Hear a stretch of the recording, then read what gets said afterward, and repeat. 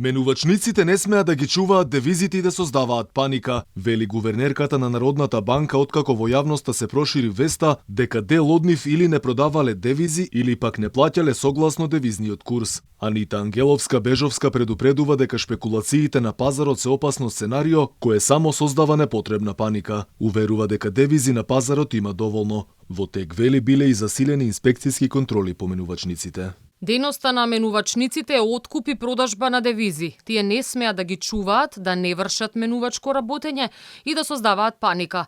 Тоа е недозволиво и ние можеме ваквото однесување да го санкционираме, вклучително и со одземање на лиценца за работа. Девизните резерви се стабилни и се 3,5 милиарди евра. Дополнително и банките си имаат своји девизи.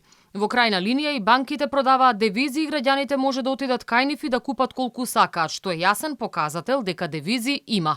Гувернерката уште еднаш потврди дека е стабилно не само девизното салдо, туку и домашната валута денарот. Постојано кажуваме, еве сега ќе повторам, денарот е стабилен, со него треба да се гордееме.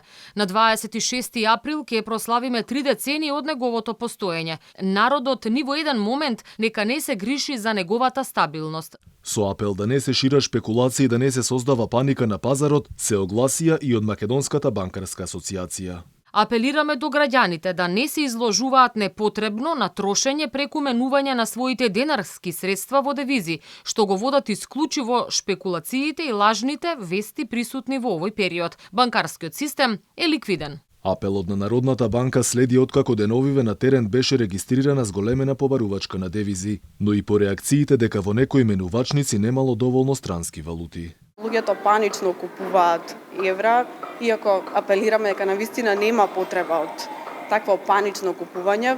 Побарувачката е зголемена, има евра, денарот е стабилен. Инаку девизните резерви изнесуваат околу 3,4 милиарди евра, што е двојно повеќе во споредба со 2008 за време на глобалната финансиска криза, велат од Народната банка. Дополнително на располагање се и 400 милиони евра за одржување на ликвидноста од Европската централна банка.